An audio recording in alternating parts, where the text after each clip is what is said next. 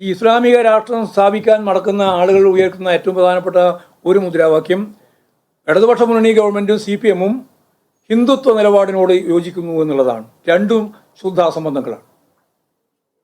ഒന്ന്, ഹിന്ദു വർഗീയവാദികൾ ഉയർത്തുന്ന ന്യൂനപക്ഷ പ്രീണനം എന്നത് അസംബന്ധം. മറ്റൊന്ന്, ന്യൂനപക്ഷങ്ങൾക്കെതിരായി ഹിന്ദുത്വ വിഭാഗവുമായി ചേരുന്നു എന്ന് പറയുന്ന വേറൊരു അസംബന്ധം. ഈ രണ്ട് അസംബന്ധവും ഫലപ്രദമായിട്ട് പ്രതിരോധിക്കപ്പെടേണ്ടുന്ന കാര്യമാണ്. രണ്ടും ഇപ്പോഴത്തെ അവസാന പത്രസമ്മേളനത്തിൻ്റെ ഭാഗമായിട്ട് അൻവറിൻ്റെ ഭാഗമായിട്ട് പോകുന്നു.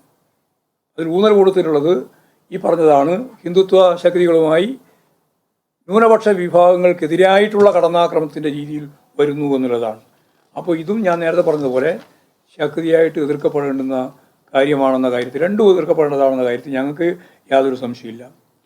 അൻവറിൻ്റെ പരാതിയിൽ ശരിയായ നടപടി സ്വീകരിച്ച് മുന്നോട്ടേക്ക് പോകുന്ന ഘട്ടത്തിൽ പാർട്ടിക്കും സർക്കാരിനുമെതിരെ വലതുപക്ഷ മാധ്യമങ്ങൾ നടത്തുന്ന പ്രചരണങ്ങൾ ഏറ്റുപിടിച്ച് മുന്നോട്ട് വന്നത് തെറ്റിതിരുത്തി കൂടെ നിർത്താനുള്ള സമീപനത്തിന്, പാർട്ടി സ്വീകരിച്ച സമീപനത്തിന് അംഗീകാരം നൽകുന്നില്ല എന്നുള്ള കൃത്യമായ മറുപടി തന്നെയാണ്. എന്നാൽ അത് മനസ്സിലാക്കാനോ തെറ്റിതിരുത്തി മുന്നോട്ടേക്ക് പോകാനോ തയ്യാറാവാതെ താൻ സ്വയം ഒരു സ്വതന്ത്രനായി നിയമസഭയിൽ നിൽക്കുന്ന ഒരു നില ഞാൻ പ്രഖ്യാപിക്കുന്നു എന്ന് പറഞ്ഞാൽ അദ്ദേഹം തന്നെ പ്രഖ്യാപിക്കുന്ന ഒരു സാഹചര്യത്തിലാണ് പാർട്ടി ഈ നിലപാട് സ്വീകരിച്ച് മുമ്പോട്ടേക്ക് പോകുന്നത്. പാർലമെൻ്ററി പാർട്ടി അംഗത്വത്തിനുള്ള സ്ഥാനം സ്വയം വലിച്ചെറിയുന്ന രീതിയാണ് അൻവർ സ്വീകരിച്ചത്. അതും രണ്ടാമത്തെ പ്രധാനപ്പെട്ട കാര്യമാണ്. ഇതോടെ അൻവറിൻ്റെ പാർട്ടിയുമായുള്ള എല്ലാ ബന്ധങ്ങളും ഇതോടെ അവസാനിക്കുകയാണ്. ഇദ്ദേഹത്തിൻ്റെ ദുഷ്പ്രചരണങ്ങളെ തുറന്നു കാട്ടുന്നതിനും പ്രതിരോധിക്കാനും പാർട്ടിയെ സ്നേഹിക്കുന്ന എല്ലാവരും രംഗത്തിറങ്ങണമെന്ന് അഭ്യർത്ഥിക്കുന്നു. ഇതാണ് ചൂണ്ടിക്കാണിക്കാനുള്ളത്. ആരെങ്കിലും ഓരോരാളായിട്ട് പറഞ്ഞു എല്ലാം പറയുന്നതിന് കേൾക്കാം. അൻവറിന്റെ കാര്യത്തിൽ ആകട്ടെ അക്കാര്യം പാർട്ടി പരിശോധിക്കുന്നതിന് മുമ്പാണ് ഉണ്ടായത്. അല്ല, പാർട്ടി പരിശോധിക്കേണ്ട കാര്യമില്ലേ, പാർട്ടി പരിശോധിക്കേണ്ടതേ ഉള്ളൂ. അൻവർ എഴുതി കൊടുത്ത പരാതിയെ സംബന്ധിച്ച് ഗവൺമെൻറ് എടുക്കേണ്ടുന്ന കാര്യങ്ങളാണ് ഗവൺമെൻറ് എടുത്തത്. ആ ഗവൺമെൻറ് എടുത്ത കാര്യങ്ങൾ കൃത്യമായിട്ട് എല്ലാവരും അറിയുന്നതാണ്. അന്വേഷിക്കുന്നതിനാവശ്യമായ നിലപാട് സ്വീകരിച്ചു. DGPയെ തന്നെ അതിൻ്റെ ചുമതല ഏൽപ്പിച്ചു. 1 മാസത്തെ കാലാവധി പരിശോധിക്കട്ടെ, അന്വേഷിക്കാം. പിന്നീട് എഴുതുന്നത് ഒരു പ്രശ്നം ശശിയുമായിട്ട് ബന്ധപ്പെട്ടുകൊണ്ടാണ്. അത് സംബന്ധിച്ച് ഞങ്ങൾ പരിശോധിച്ചുകൊണ്ടിരിക്കുന്നു. പരിശോധിച്ച് ആവശ്യമായ നിലപാട് സ്വീകരിക്കും. പാർട്ടി പരിശോധന എന്ന് പറയുന്നത് ഗവൺമെൻറ് പരിശോധന പോലെ പരസ്യപ്പെടുത്തുന്ന പരിശോധനയല്ലല്ലോ. ഞങ്ങൾ പരിശോധിച്ച് ആവശ്യമായ കാര്യങ്ങൾ മനസ്സിലാക്കും. അപ്പോൾ അതിൻ്റെ അതെ ഭാഗമാണ്. അല്ല, അത് DGPയുടെ അത് ഉൾപ്പെടെയുള്ള എല്ലാ കാര്യങ്ങളും അന്വേഷിക്കാനാണല്ലോ പറഞ്ഞത്. അന്വേഷിച്ചതിൻ്റെ ഭാഗമായിട്ട് ഇനി അതുമായിട്ട് ബന്ധപ്പെട്ട് വരുന്നുണ്ടെങ്കിൽ അതും പരിശോധിക്കാം. അതെ, അതും കൂടി വരും.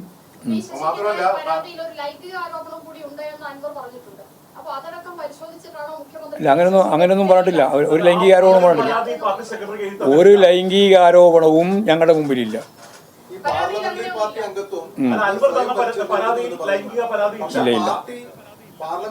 അംഗത്വം അൻവർ സ്വയം വലിച്ചെറിഞ്ഞിരിക്കുന്നു എന്ന് ഇപ്പോൾ വ്യക്തമാക്കിയിട്ടുണ്ട്. പക്ഷെ അൻവറിനെതിരെ പാർട്ടി എന്ത് നടപടി സ്വീകരിക്കും? അൻവറിനെതിരായിട്ട് എന്ത് നടപടി സ്വീകരിക്കാനോ? പാർട്ടി മെമ്പർ പോലും അല്ലാതെ അൻവറിനെതിരായിട്ട് പാർട്ടി നിലപാടാണ് സ്വീകരിക്കുക. സഹകരിപ്പിക്കുന്നതിനടക്കമുള്ള നടപടിയാണ് ഞാൻ വിസ്തരിച്ച് ആദ്യം മുതൽ അവസാനം വരെയുള്ളത് വിസ്തരിച്ചത്. ഇന്നലത്തേതോടുകൂടി അദ്ദേഹം പറഞ്ഞു, ഞാൻ പാർലമെൻ്ററി പാർട്ടി യോഗത്തിലും പങ്കെടുക്കില്ല, ഞാൻ LDFൻ്റെ ഭാഗമായിട്ട് നിൽക്കുകയും ചെയ്യില്ല എന്ന് അദ്ദേഹം നിലപാട് പരസ്യമായിട്ട് എടുത്തു കഴിഞ്ഞാൽ പിന്നെ ഞങ്ങളിത് നിലപാട് സ്വീകരിക്കണം എന്നാണ് പറയുന്നത്. രാവിലെ അദ്ദേഹം നൽകിയ അഭിമുഖങ്ങളിലൊക്കെ പറയുന്നത് മുൻ നിലപാട് തിരുത്തി LDFൽ തുടരുകയാണ്, പുറത്താക്കുന്നത് വരെ തുടരും എന്ന ഒരു പുതിയ പ്രതികരണമുണ്ട്. നോക്കാം, നമുക്ക് നോക്കാം.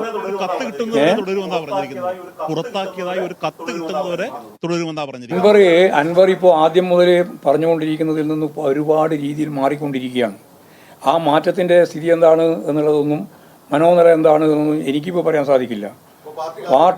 പാർട്ടിക്ക് അൻവറെ പുറന്തള്ളണം എന്ന ഒരഭിപ്രായവും അന്നുമില്ല, ഇന്നുമില്ല. മാറിക്കൊണ്ടിരിക്കുന്നു, അപ്പോൾ സ്റ്റേബിൾ ആവട്ടെ എന്ന് നമ്മൾ പറയാൻ എന്നുള്ളത് അല്ലല്ല, ഇപ്പം നിലപാട് സ്വീകരിച്ചല്ലോ.